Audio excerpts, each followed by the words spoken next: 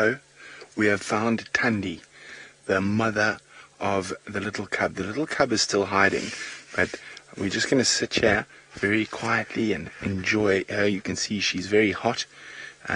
When she's digesting food, it creates heat, so she's panting heavily. Unlike certain animals, leopards do not have sweat glands, so they are unable to get rid of heat and so the way they get rid of heat is to pant. And there we go, she's looking. She might start calling for the cub if it's a bit far away from her. And just look like she might be about to call. So she'll make a few different sounds when she calls the cub. The most common one is sort of ow, ow. Leopards also chuff, which is sort of puffing up their cheeks and blowing out wind, and that's one of the ways they communicate when they're close to each other. Now, apart from females that are with cubs, and when they are mating, leopards are almost always solitary cats. Now, I don't know if you can hear, there's a very faint noise, very sort of chirping of small birds. And that's almost certainly where the cub is.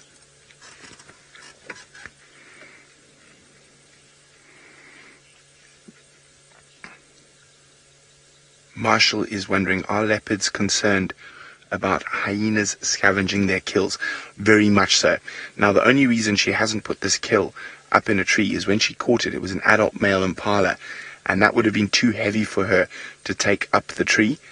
And so she's kept it on the ground. She's been lucky. The hyenas haven't found it yet, but it is starting to smell a little bit. So there is a possibility that this evening the hyenas might arrive, or that she takes it up and puts it up a tree. There are lots of good trees for her to put that kill up, and now that she's eaten almost 70% of it, it'll be much easier for her to hoist it up into the tree. So there is a very good chance that she will take it up into a tree. And you can see she's completely unperturbed with us being here. Now, each different leopard has different comfort zones. So when you approach an animal you don't know well, especially if you're in a new area, you must always be very, very careful how you drive. And you never want to drive directly at an animal, because that's sort of an aggressive sign. You want to keep your distance if you're not sure. We know this leopard very, very well. And she has actually got a bigger gap that we must keep from her than certain other leopards. Josiah is wondering, have there been any human deaths because of the animals? Well, it's not because of the animals. Most of the deaths when it comes to human and wild animals, it's purely because of human stupidity.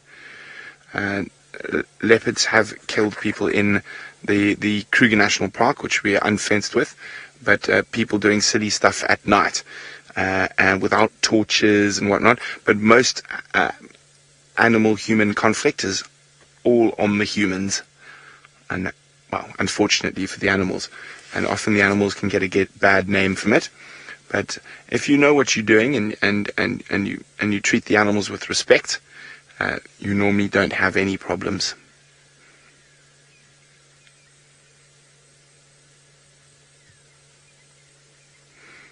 Now I'm very excited for that little cub to make an appearance. I know it's in the grass here somewhere, and it won't stay away from Mom for too long, or away from the meat for too long. Oh, we can hear some elephants not too far away for Tristan if he wants to go look for them.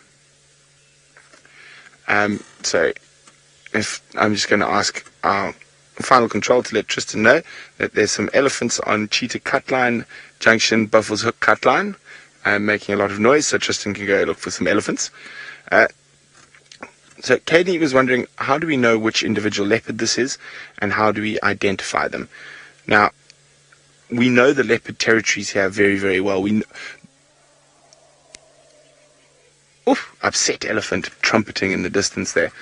But so if we can zoom in on her, you see my finger there, we can zoom in on her on her face. Now you see she's got her whiskers. The last line of spots above her whiskers is, well, she's not, as unfortunately a bit behind grass there. There we go. We can just see it in that little gap through the grass. Is like a fingerprint. And if you don't know the individual leopards that well, that is the best way to ID them. These leopards here on Djuma, we know really, really well. So we've seen them for many, many years now. So we know their territories, we know where they are, and well, I'm hoping that little cub makes an appearance very, very soon. But in the meantime, Taylor's got some birds that leopards sometimes catch. They do. They love to catch a freckled guinea fowl. Now, the reason why we're having a look at these guinea fowl is because they were shouting. They were alarming just now. And there's also another bird that's alarming called a go-away bird, but it's sitting up in the tree. As she said, there's a tamboti that's sticking up kind of above those guinea fowl. The small one right here. Yeah. There's a go-away bird in it. I'll guide you if you get... You can't see it on the monitor. It's in this tree, I think, there. Or maybe you're just behind it. No, I think you're just out of the way, but there is the other go-away bird. It's just bouncing around somewhere around there. And they are alarming, so there could be another leopard in the area, could be a lion, could be a number of different things. It could be a caracal, a serval, which are some of the smaller cats. That's also a possibility, but now they've settled down. And normally when they have spotted a cat of sorts, they'll fly up into the tree to try and get away from them and sit very high and then constantly squawk. But they've settled down now. They're also, just like the Egyptian geese, feeding on lots and lots of grass seeds at the moment. Okay, well, we'll keep an eye out over here. Let's carry on. Let's go back to the dam, though. We'll definitely keep a watch on this area, as it is a very, very good spot for leopards. And could come walking around here, trying to try and hunt lots of different antelope species, also feeding along these drainage lines. Okay, well, we're going to head up and towards the dam again, and hopefully the hippos will be splashing about by we get there. Tristan, however, is looking for lions. I am looking for lions, but whenever you're looking around for any animal, it's always good to take in anything that you get. And here is one of our more sort of charismatic characters, if you want to call it that. This is one of the more entertaining birds we see out here. It's called a yellow-billed hornbill, and they are quite common. We see a lot of them in this part of the world, and they have these big yellow beaks, which makes them quite easy to identify, coupled with that white and black feathering. Now, you'll find these guys flying often from the roads up into trees, which is exactly what's happened here. As I was driving along, this guy was on the road and flew up, and the reason why it was on the road is because these guys will dig around a lot in dung of pretty much any animal. So earlier we saw that buffalo dung on the road, and these guys often will then go and they move that dung around. And the reason they do that is because there are a lot of insects that feed off dung. In particular, at the moment, a lot of things called dung beetles now in the summer months, and so they can part all of that and they can open it out and they can find little tasty treats for themselves inside that dung. So it's like a little buffet table when there's a bit of dung on the ground. But I really enjoy these birds. They are incredibly interesting in the way that they nest. So now we've just gone through the nesting phase. They normally nest in the early summer months, and you'll find that the male bird is actually a very big part of what goes on. So the female sacrifices in the fact that she sacrifices her freedom, but the male is the bird that will work a lot. And so what happens is these guys will find a hole in a tree somewhere, and the female will go in, she'll line the nest and she'll lay the egg. She'll then sit inside there, and the male will seal her inside of this hole with a thin little slit inside, in that ceiling. So it will be able to just fit the beak through, and he'll then fly back and forth to be able to feed her, as well as when the chicks hatch and they're still defenseless, she'll then stay inside there and help for a little bit, and he feeds her a lot. Once they've kind of gotten to the point where the chicks have got feathers, female will break out and she'll then help the male going back and forth to feed them. But a pretty interesting way of doing things. It's going to probably fly fairly shortly. I don't know if you saw it went to the toilet there. So with birds, whenever you're wondering if they're going to take off or not, often if they defecate like that, they're then going to fly away and start moving off into the distance. And well, this one is not doing that at all, is it? Of course it's not. It's because I said they normally do that.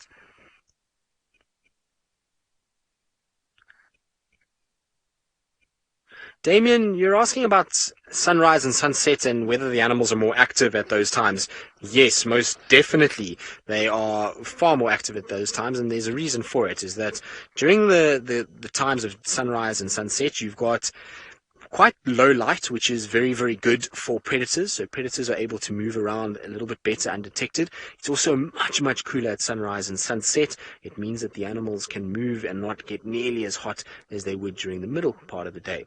Now, in terms of the herbivores, they use those times because they know that as the sun's kind of risen, that it's still cool enough for them to move around and to gain food and to try and get as much nutrients into their body as possible, but that the predators are starting to slow down as the sun's risen. So it kind of overlaps those that are active during the night and move around under the cover of darkness, and then those that move around during the day. And so it's the best time in terms of getting an overall activity within most of the animals. Of course, there are some animals that are specialized in being very active during the mid part of the day, and others that are very active during the middle part of the night. But for the most part, everybody kind of crosses over sunset and sunrise. Good.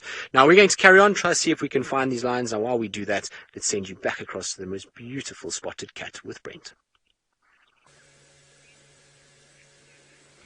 There we go. She's now turned face towards us. You can see how big her tummy is, full of impala. Now, we're still waiting patiently. The cub is close by somewhere, but you can see the grass is quite long and the bush is quite thick. So we are hoping the cub does make an appearance. It could be just snoozing in that thick grass behind her. There we go, she's calling. You saw her little, the throat puff up there. That was actually the chuffing call I was talking about earlier.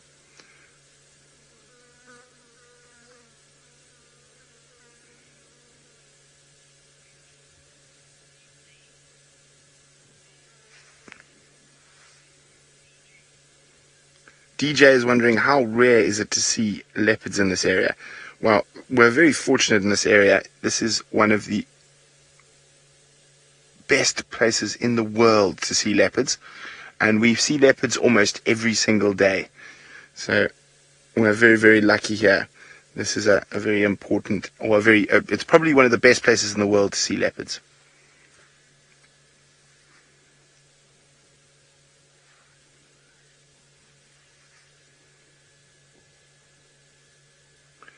I'm really hoping the cub comes out before you guys leave.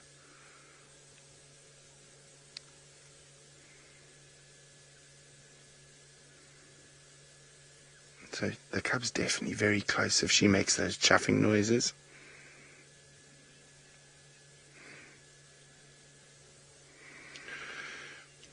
Mrs. Ragsdale is wondering what research is happening with leopards in Africa.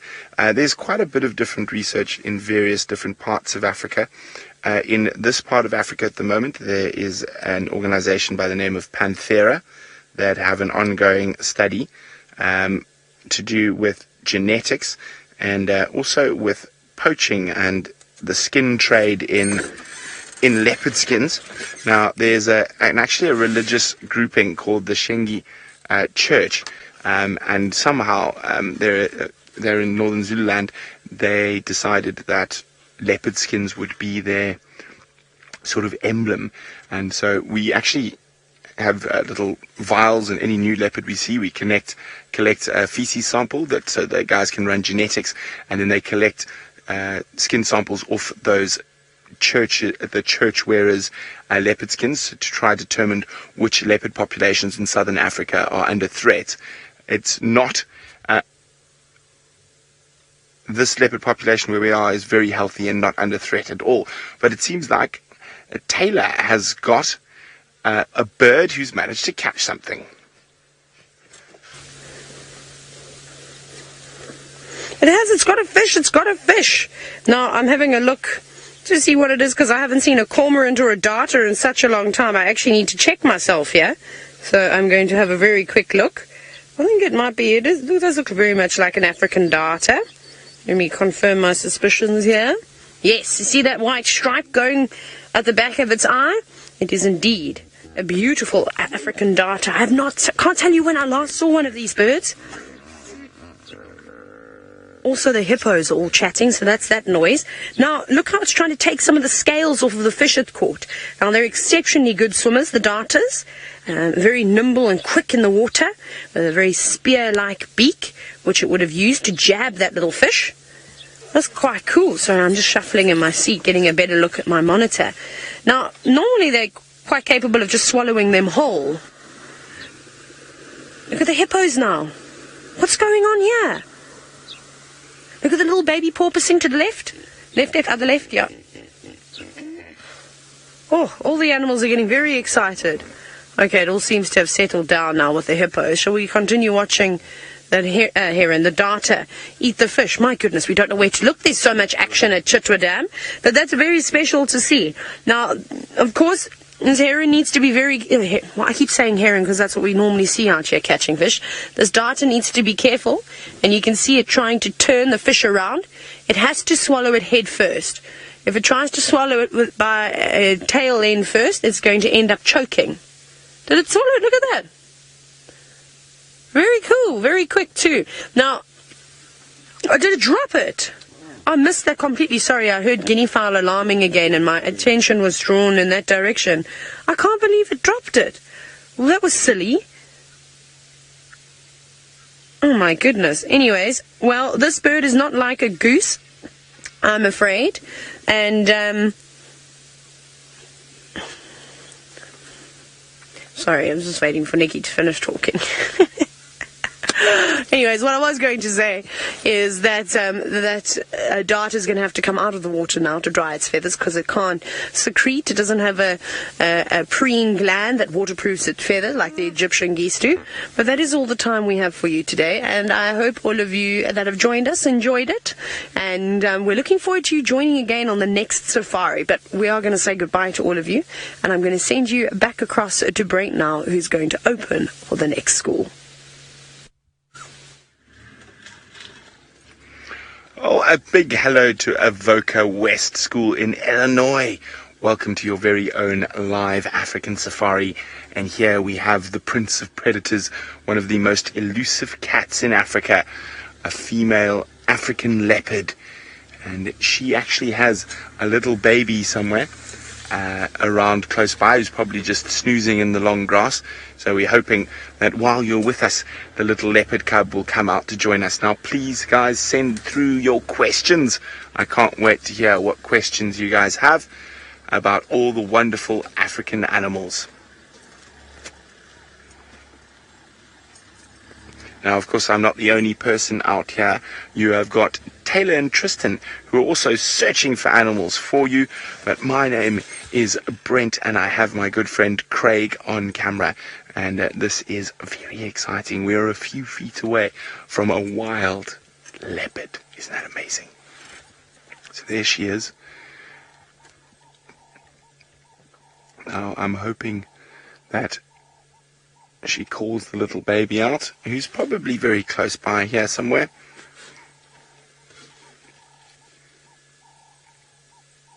She is a very beautiful cat. Her name is Tandy.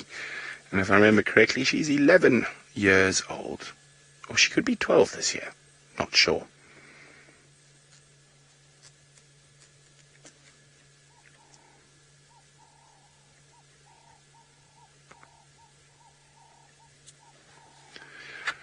Ryan would like to know, why is a leopard called the Prince of Predators? Well, it's probably because they're the second biggest cat in Africa, and the lion's the king, then the leopard must be the prince. It's just an old sort of colloquial saying about leopards. They are extremely beautiful, though.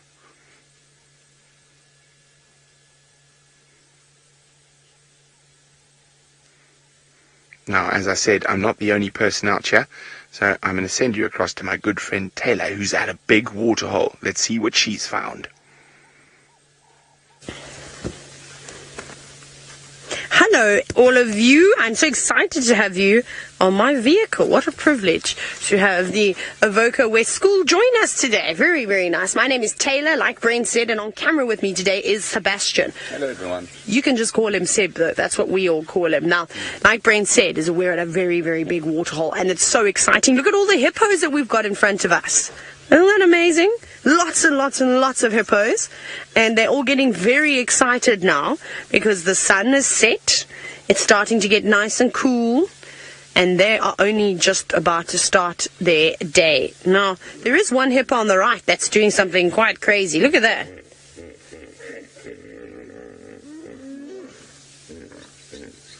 You hear them all saying hello to all of you? How cool is that? You got hippos to greet you.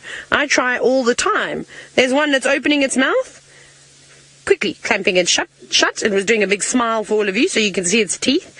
Now, they're going to leave the water soon. They're actually going to come out onto the land and eat grass. Can you believe it, that animals with such big teeth like that actually just eat vegetation?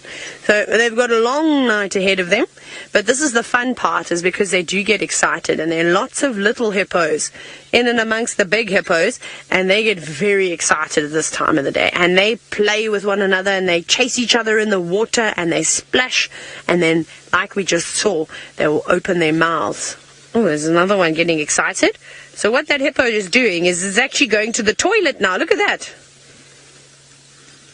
And the bulls do that, the males. So he does a big poo, because that's what he's doing, and then he swishes his tail around like that, and it goes everywhere. And it's pretty cool why they do that. He's basically telling the other hippo, this is my territory, this is where I live, you stay on your side of the water, please, and then you'll get the other hippo doing it too, announcing to everybody, saying, this is where I live. There's a little baby hippo. Come on, show us how you can play around. There's one opening its mouth again. Seb, we're going back and forth this afternoon because we don't know where to look. It's so cool. It's so exciting, all the things that are happening at the dam today. And then we even just watched a bird catch a fish, which was really amazing. A bird that we don't get to see for very long. It's an African darter. See how it's got its wings out? It's waving now. It's not really waving. It's been for a swim, and it doesn't have an oil to waterproof its feathers. So what it's doing now is it's going to try and dry out.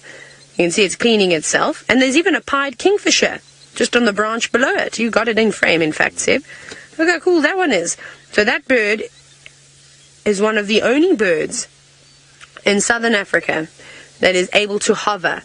So what hovering means is that they can flap their wings and stay in the same spot, even without the wind, which is amazing. So it's waiting to also catch some fish. Perhaps it saw the fish that the darter dropped earlier.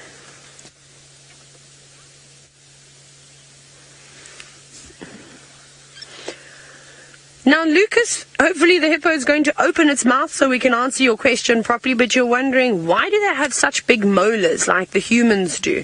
Well, it's important for grinding up food. Remember, I just said to you that they eat grass. Grass is their favorite thing to eat, so they will kind of pull all the grass up with their lips. They don't use their teeth to pull the grass. They've got hard inner linings on the inside of their lips, and then they munch it up, toss it to the back of their mouth, and then they don't chew with their mouths closed either. And then those molars will grind down the grass to a certain point, and then it goes into their belly. And they actually digest their food very well, the hippos. When you look at their dung, it is very, very fine. There's not much left of it. I suppose that's also the molars helping them do that, as well as all the various enzymes in their tummies that help break down the grasses. But you can see, when a hippo is singing its beautiful song, you know they're excited.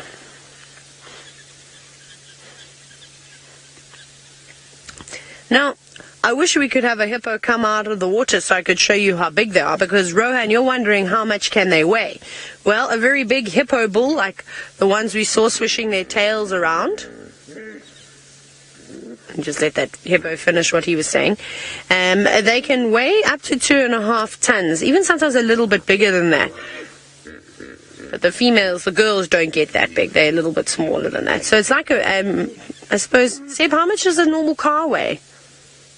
I'm trying to think. 1,500 kilograms or so, hey? It's around a ton, A ton and a half. So probably bigger than a normal size car, which is quite cool. So they're very, very heavy, but they look quite small in the water. When they come out, though, they've got huge bodies and tiny little legs. But we'll wait. We will wait and wait and wait for one of them to come out.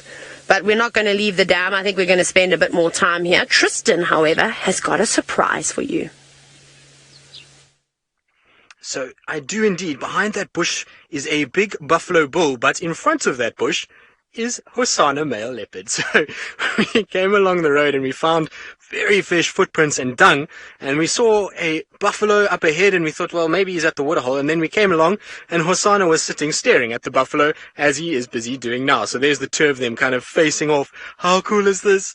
Look at that. So you see the buffalo is now looking up at Hosana. I don't know what he's doing. He's kind of following around the buffalo, going right in behind it every now and then, and kind of just generally looking as though he's going to stalk it. Then he went across to a bush and found some piece of meat that he ended up pulling out of the bush and ate that. And there we go. Look at that. How cool is that? Not every day that you get to see a leopard following a buffalo around. And he's so curious, this cat. Hosana is another story.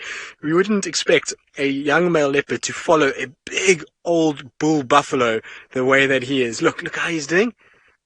Isn't that cool? This is very, very cool. I think it's amazing. Now, the buffalo's drifting off, but Hosana's still keeping him in his kind of watch and is busy moving in that direction. And you can see why a leopard is so difficult to find in these kind of thickets. Now, Caitlin, you want to know how we know whether a leopard is a boy or a girl. Well, Caitlin, in this area we're very lucky that we know most of the leopards and we can tell just by looking at their spot patterns. But the best way to tell is by size. Male leopards are much bigger than female leopards. So even though this male is very young, he's still bigger than that female leopard that Brent has. And so she's already a larger size, so he gets a little bit of a thicker neck as well. And, well, he's got male testicles is the only way to put it underneath his tail, which is the easiest way to be able to see them. But you see how he's sneaking up on the buffalo. Isn't this cool? Now, I forgot actually to even introduce myself and to welcome you guys. So it's very good to have Evoca West with us this afternoon. And my name is Tristan, and on camera I've got David. So it's been all excitement, and that's why we forgot to say hello. So I do apologize. Remember, we want lots and lots of questions. I'm going to try and keep up with this buffalo and with this leopard as well, and try and make sure that we don't lose them in the thickets, because where they're going it does get quite dense. So we're going to try and just head in that direction. But he managed to find a little meal somehow. I don't know what it was or where it's come from. Maybe a little bit of a piece of meat that something else left here. So we're going to just try and sneak in. Okay, where is he? He's over there. I just don't want to disturb either the buffalo or the leopard because they're both right here. So the buffalo is moving off slightly and the leopard is the buffalo moving around. Now, this buffalo is way too big for a leopard to hunt and kill. It would never be able to hunt this down, but you'll have a situation where he's curious because he's a young male. He's left his mother. He's now trying to figure life out. He's interested in the buffalo, and that's why he's following it around, just trying to see what it's doing. But he would never really be able to get close to it. That buffalo is far too powerful for a leopard like this. If it was a baby buffalo, maybe, but a big, fully grown adult buffalo like this, no ways. Look at that. See the buffalo? I wonder if the buffalo is going to turn around and chase him. It looks as though he's about to sniff that buffalo. Now, I don't want to move because I'm scared the buffalo moves, but I'm going to try and just go a little further forward so Dave can see what's going on. Let's try and just get in here. Hosana, what are you doing? Now, I've lost the leopard. He was right there with the buffalo. So I don't know. Where is the leopard? Dave, can you see the leopard? I think he's just off to the left of where that buffalo is. He must be right there. So, John, the hardest animal to spot, it's obviously dependent on what we look at. I mean, there's a lot of animals out here that are animals that probably are not very well known. So things like aardvarks or pangolins, they're very, very difficult to be able to spot those because they're nocturnal. But if you're talking about big animals, the hardest of the big animals to spot are these leopards. Look at how that leopard is blending into its environment. You see how the spots break up the outline, and it makes it very difficult to see them. So they tough to find because they spend a lot of time in thick, dense bush, and that makes it really hard to be able to see them. So very, very cool to see this guy out in the open. We got lucky that we spotted him right out in the open, and that we had this buffalo that was around as well. It's just made for such an interesting interaction between these two. And I don't think it's finished yet. I think this leopard is going to follow this buffalo around for a while longer. Even though it's not food, it's just curiosity. And this particular leopard often likes to join other leopards as well. So I think he has a situation where he likes to kind of have company of other animals, especially ones that he's not hunting. Right, now from one spotted cat hidden in the grass watching a buffalo, let's send you back across to another spotted cat who's already found herself a meal. Okay, Tandy has started chuffing.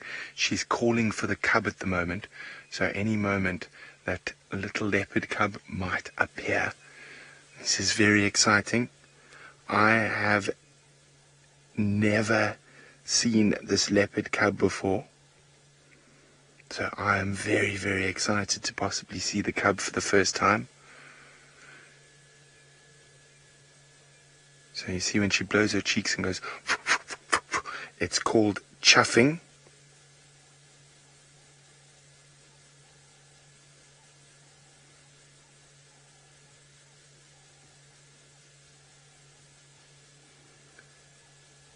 So she's looking around. The cubs often wander off a little bit, but they never go too far.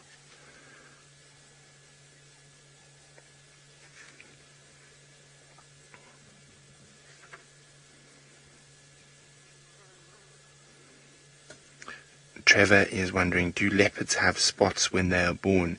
Yes, they do, Trevor. And the spots are they're almost more spotty when they're born, and the spots are more tightly packed. And that is a form of camouflage, because the mothers can't stay with them all the time, so they have to hide them in thickets or little caves, and then go out hunting to try and find enough meat to make milk for the babies. So yes, they are very spotty when they're born.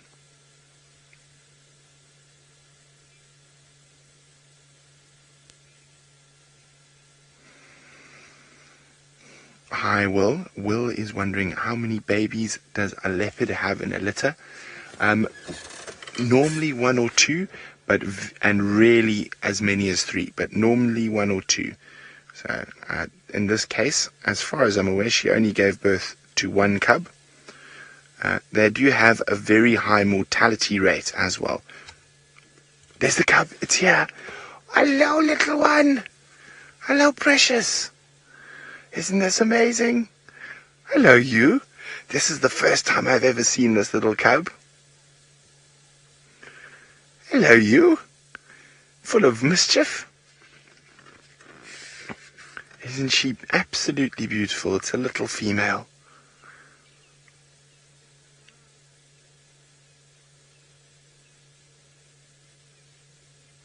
That's very special. We're very lucky to see this female leopard and cub now. And I've been, since I found the kill a bit earlier on foot, I've been waiting very patiently for the little cub to appear, and now it has.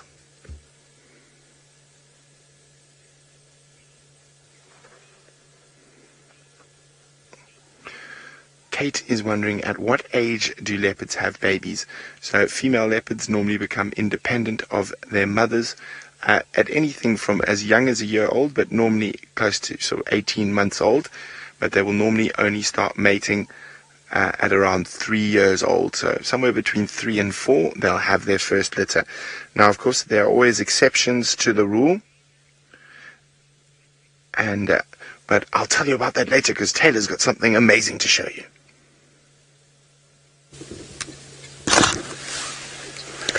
Well, they've all settled down now, but we did have those hippos fighting with one another. They're all getting very excited, I think, wanting to leave. Perhaps they're getting upset with one another because they've ordered taxis. And now they're fighting over who's going to get in the taxi first to go to the restaurant. Maybe that's one of the things that they're arguing about. But it keeps happening just every now and then. It goes very, very quiet. And then all of a sudden they start splashing around, and it really does sound like dinosaurs are in the water. But maybe we'll be lucky enough to see it again. Come on, hippos, open your mouths and thrash about, please. It's quite cool, in fact. And like I said, I'm crossing my fingers hoping that one hippo is going to come out of the water for us, because that will be a real treat. I know you've been lucky to see not just one leopard, but 2 different leopards. But it'll be also quite cool to see hippos fighting. It's magical. Pretty scary, though, as well, at the same time. It's cool to see how they're able to throw themselves around, even though they're so big. You wouldn't think that they could move around like a ballerina, would you? But they can. There we go. This one's doing somersaults. Now, Marcus, you've asked, why do the hippos keep going under the water and then coming back up again? Well, they want to keep themselves nice and cool. So by staying under the water, that'll keep them nice and cool. But also in some spots, it's a little bit deep. And they can't swim very well. They sort of paddle through the water, but normally they're bouncing from the ground, pushing themselves off the bottom and then up to the top to take a breath. So when the water is deep, they've got to go all the way under again. And you can see that tree. That tree used to stand upright. It used to point straight to the sky with all the birds' nests on it. But the hippos like to use it as a scratching post. They love to scratch against it. Maybe this one is going to do that right now. Let's see. And they've now almost dislodged it from the ground. Sometimes you can even see the tree shaking, and I always wonder if there are any little birds in that nest. They're going to shake them out. Ooh. Now, Rayan, you're wondering if a hippo would eat a carrot? I've never fed a hippo a carrot. It wouldn't surprise me. I have heard of some hippos that are in captivity feeding on watermelons. So maybe they would eat a carrot. However, out here in the Sabi sand, there's no carrots growing in the wild, so they're just eating grass. But maybe if there was one that was, maybe it was rescued because its mother died or something like that, maybe sometimes they would feed them some carrots. But I don't know. That's a question. That's a question I can't even answer. Can you believe it? Right. I think we're going to have one last look around the dam to see if we can find any leopards of our own. You're going to go back across to Tristan, who's got Hosana, and I wonder if he's still stalking that buffalo. He is indeed. Look, he's running after the buffalo and stalking it. What he's doing, I have absolutely no idea. Now, that buffalo is far too large for him. He has taken a buffalo before, but it was a buffalo calf. It was never a big, fully grown male buffalo like this, and he will never be able to pull that down. It takes prides of lions. They have to be able to try and pull a buffalo like that down by using numbers in strength and using lots of them to be able to do it. So it's a crazy situation that he's busy kind of stalking this big bull buffalo, and he's never going to be able to bring it down. But I think it's more curiosity than anything else, and the fact that he's a young individual that just wants to try and kind of test his luck a little bit and hone his skill, and I think there's a bit of playfulness in it as well. You see, now he's given up.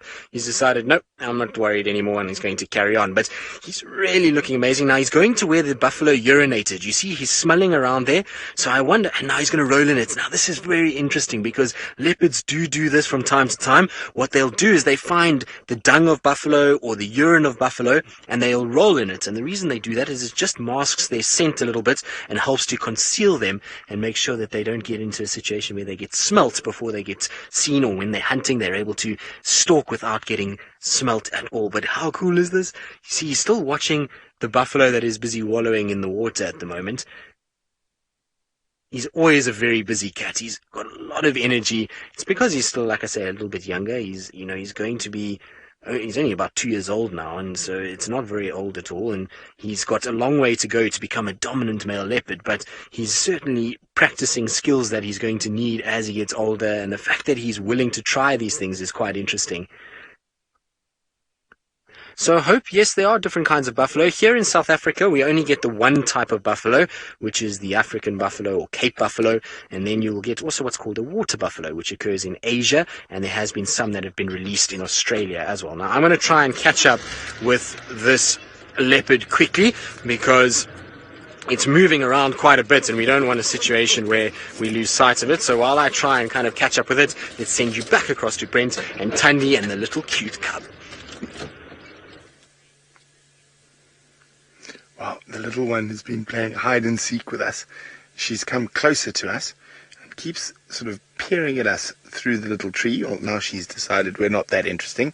She's off on another mission. Now, oops, off she goes. At this time of the day, as it gets darker, other predators start becoming more active, such as specifically the hyenas.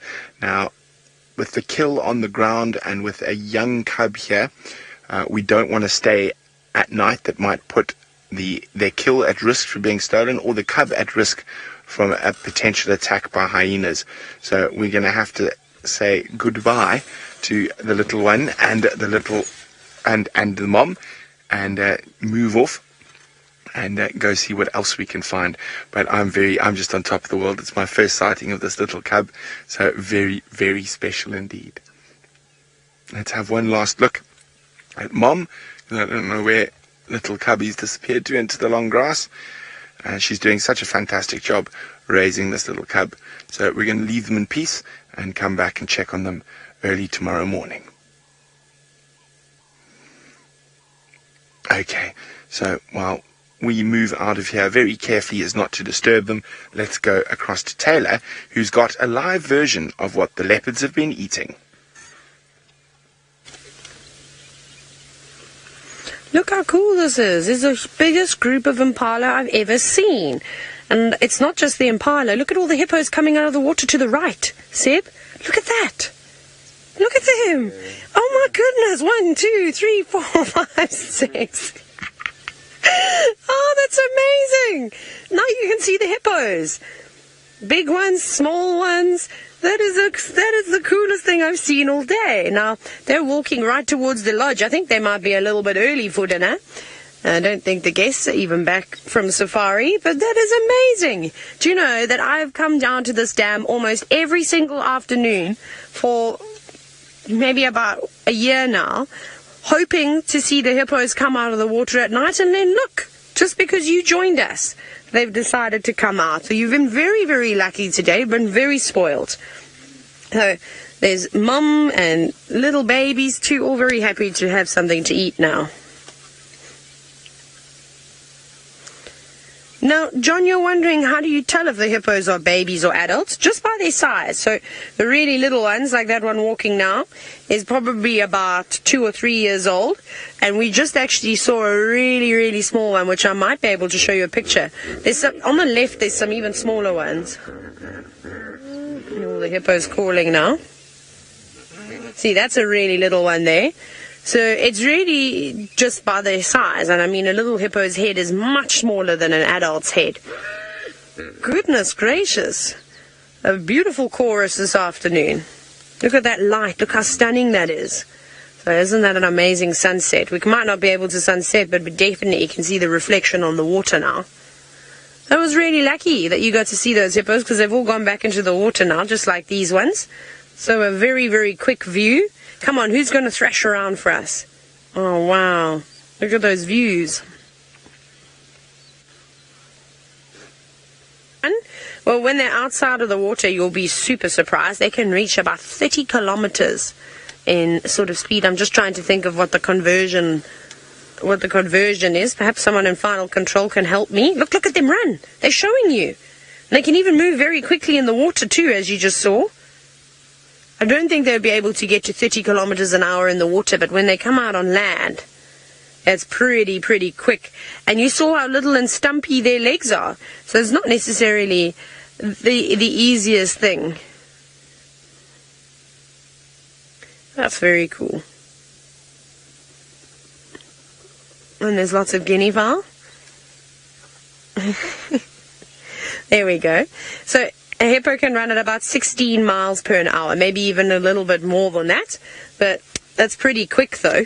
I don't even think I could reach that speed. I think the average person can run at about 25 kilometers an hour. Or a really fast person can sprint to at least that. But I don't even think I'd be able to run that quickly. So there's very few chances of you outrunning a hippo. And they're very dangerous in the water too.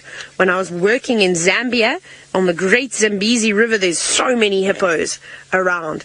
And if you get too close to them with your boat, they come charging at you. And it's like a massive wave coming towards you. and they can also try and capsize your boat if you upset them enough. So they're very dangerous. Hippos are one of the most dangerous animals in Africa, but we're safe now. And those are guinea fowl. They're the ones making all the noise at the moment, going clack, clack, clack, clack, clack, clack, clack, clack. They're coming down perhaps for a quick drink of water because it's been very hot today. It got up to 92 degrees Fahrenheit. But they love coming down to the dam because they also sleep here. They sleep in all the dead trees and roosting up in them. So they're getting ready for bed now. Look at that one. See it coming out. That's stunning. Oh, wow. The sky is getting even better. Now, Trevor, you're wondering, how do hippos communicate? So that grunting and all those noises that you heard is probably the most common way that hippos talk to one another. And that's the real only sound that we hear from hippos above water. Like I said earlier, sometimes they make a sound. It sounds like dinosaurs fighting. It's quite crazy when they get angry with one another. But most of their communication is done underneath the water, so we can't even hear it. And a lot of animals also communicate through body language too. There we go, going to the toilet again.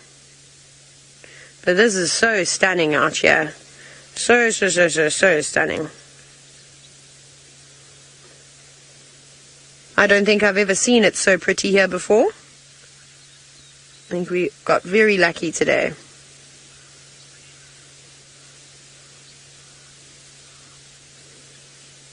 Enjoying the beautiful sounds.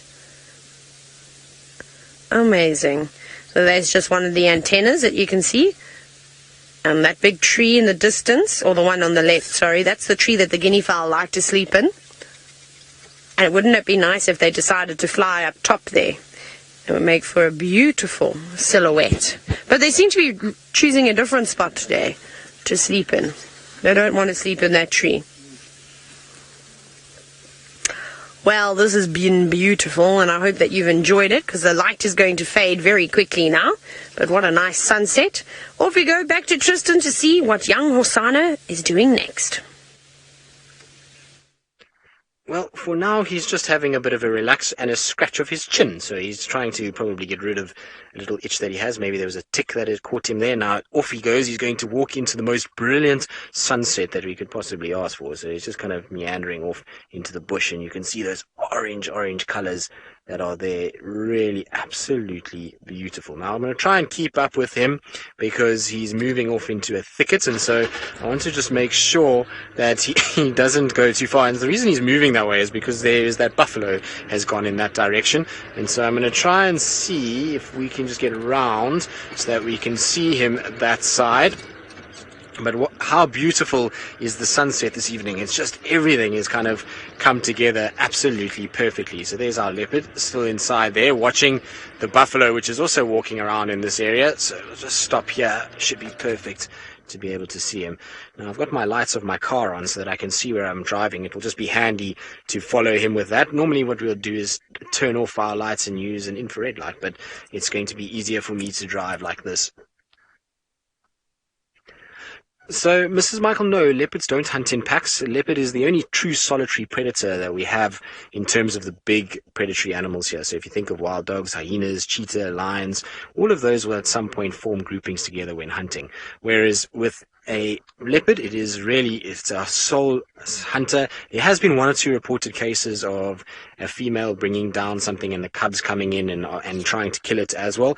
But it's been pretty much that they hunt on their own and they spend most of their life on their own. The only time you'll find a leopard together is if they're mating or if they're a mother with cubs at the time. So it's never really a situation where they move around too much. But how cool is that you've got two of Africa's most iconic animals kind of facing off towards each other. So the buffalo kind of grazing and the leopard just following him around. It's an absolutely amazing thing to see, and you're being so spoiled because this is not something that you'll see very often at all. It's in fact very rare to watch a leopard following around buffalo like this. It's very strange, and particularly big buffalo bulls. Normally what you'll find with leopards is when they follow buffalo, it's herds of buffalo, but to follow a big buffalo bull like this is absolutely crazy. Look, you see when the buffalo lifted his head, how he drops his head? The leopard tries to get lower to make sure that it's hidden a little bit.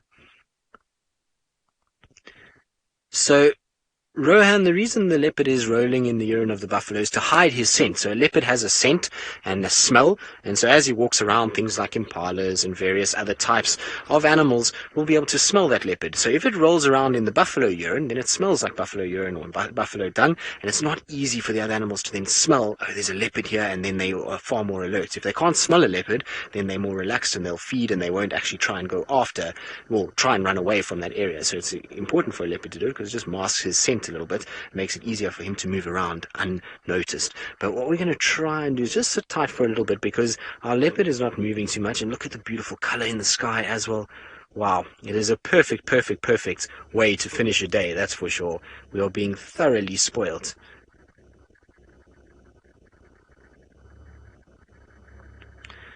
So Tyler, you're asking how we can tell an age of a leopard. Well, it's not very easy. It's a situation where you've got to have seen them quite a lot. There are some things that you can use. So you can use the ears if the ears are very tatty or if they've got scars on their faces. And in males, they get what's called a dewlap, which is a type of a skin that hangs down from their chin, between their chest and their chin. And that skin, the bigger it gets, the older the leopard is. That coupled with, like I say, if they've got little cuts in their ears or scratches on their faces. And then also size. So leopards obviously grow throughout their life, and as they start getting bigger, it can lead you to tell what sort of age they are. Now, the thing is, here in this part of the world is that we know the leopards so well that we know when he was born, and we know that he was born just over 2 years ago and has been in this area since then. And so that's why we know him and know how old he is exactly. But you see that the buffalo's moved off a little bit, so now he's following the buffalo again. He's just stood up, and I'm pretty sure he'll move a little bit closer to where the buffalo is. Now, the thing is, it's going to get very thick if he does go that way.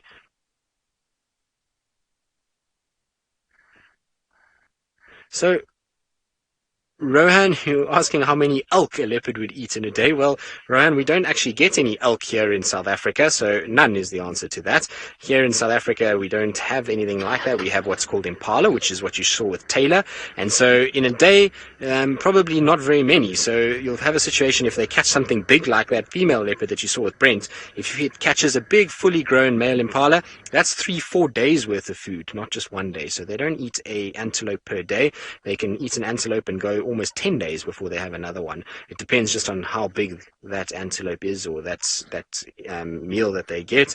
And it's probably why he's following buffaloes, because one is he probably likes the taste. Two is that he's killed a buffalo before and it was a lot of meat for him. So he had a young baby buffalo, which was 3 days of food. And so that's maybe why he's trying to kind of follow this buffalo along. But there he's walking off into the sunset. Now, I'm not sure how long we're going to be able to follow him in there because it gets very thick and very dense, but we're going to try our best to see if we can. And so while I try to catch up with him, let's send you back across to Brent, who's driving in the darkness and is hoping to find something that is nocturnal. Well, in the twilight at least. And it is an absolutely gorgeous evening. And I'm heading towards a waterhole, and I'm hoping there might be some elephants there, or even some wildebeest and impala and a whole bunch of other game.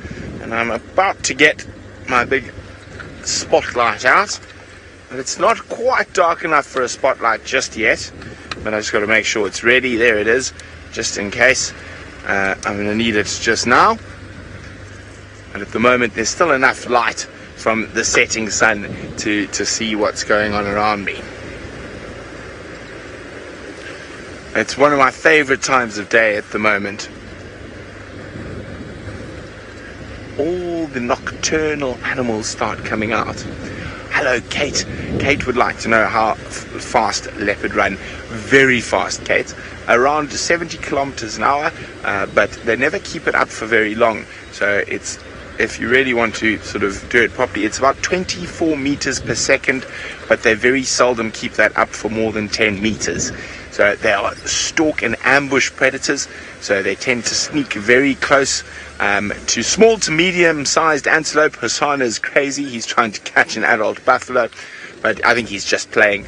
But generally they'll stalk and only really charge at whatever they want to eat when they're within the 5 meters of them.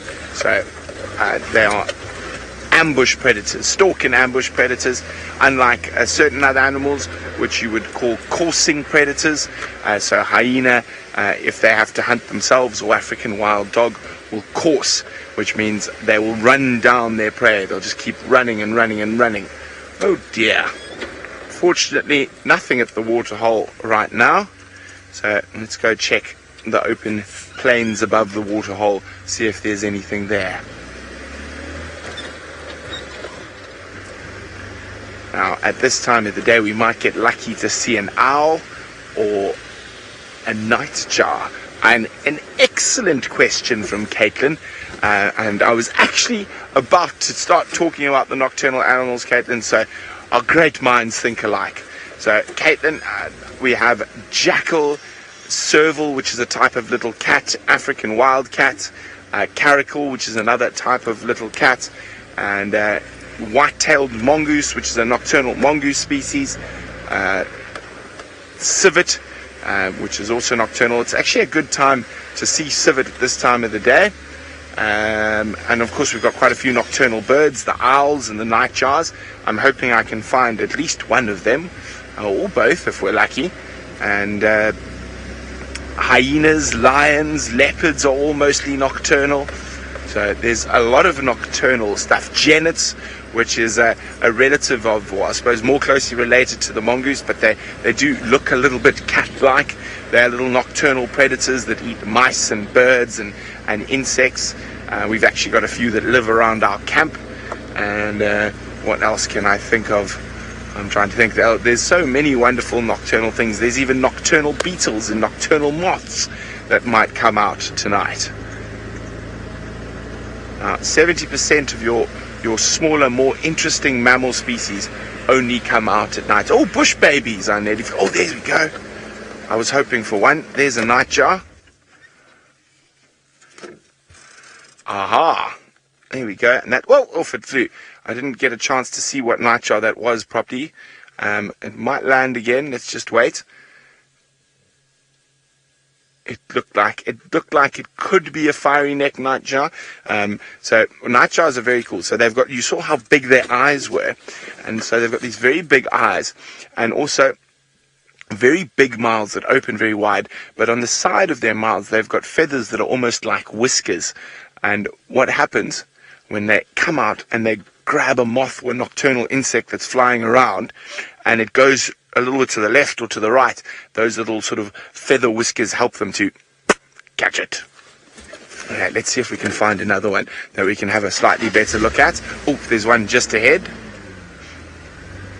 Let's just go very slowly and sneak up on it.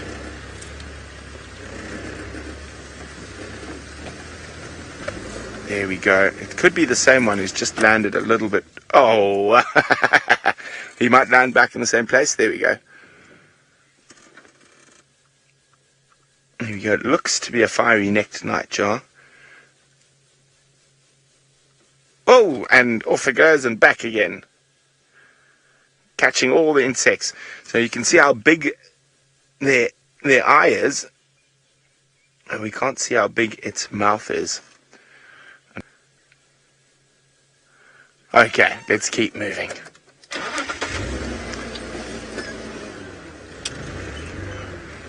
Okay, well, we've got a big herd of impala and wildebeest right around us here. Now, they will tend to move up away from the thickets where the lions and leopards like to stay, and what they will do is be heading very slowly up to this open plain that I was coming to look at. And when they're on that open plain, the grass is short, and they are able to spot lions and leopards and hyenas and other nocturnal predators that might be coming after them. Hey guys, getting ready for bed. Ooh, let's go back to Tristan, who's got one of my favorite leopards in the whole world, Hosana.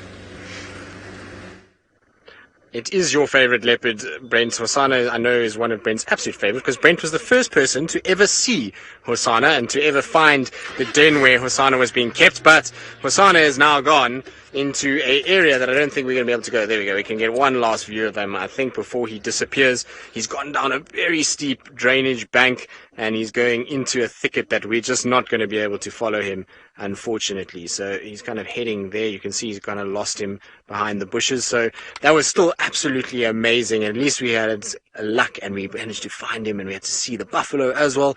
Very, very, very cool thing to see. Now, hopefully this leopard will carry on moving around tonight and maybe find some food. It looks like he's now interested in maybe hunting. The way that he's walking around, he's smelling, it sounds like he's just chased something down here. I just heard him running along down this way. So I don't know if he maybe chased a little scrub hare. So we get a type of thing out here called a scrub hare. And so he might have chased that. Right. I don't know how we're going to get out of here, but anyway, John, you want to know what my favorite animal is. Well, my favorite animal is a leopard. I absolutely love leopards, and the more time I spend with them, the more I love them. So they're the best animal. I just love how shy and secretive they are, and they are always getting up to something. So it's always interesting to watch them, and especially here, we get to see the most amazing dynamics when it comes to the leopards. So very, very cool to see. So today has been the perfect afternoon for me. Right, we're going to try and get out of the mess we've gotten ourselves into and try and get out of this thicket. And while we do that, let's send you back across to Taylor so she can say goodbye from all of us. Wow. Hey, aren't all of you super, super, super spoiled with all the animals that you got to see today? Today's safari was a real adventure. I'm not jealous. Jealous is the wrong word. I just wish we could have a safari like this every single day because we really don't. We've had some really, really quiet ones over the last couple of days. So, like I said, I think all the animals knew that you were joining. Now, I'm trying to find you a chameleon in the last couple of seconds of the show, but I don't know if I'm going to be able to do it. I'm looking very, very carefully. I've got my side lights on, having a scan to see if I can spot them, but I don't think I'm going to be able to do it. So I hope that you all enjoyed it, and we look forward to having you all on board again. For the rest of you, join us for the Sunrise Safari tomorrow morning.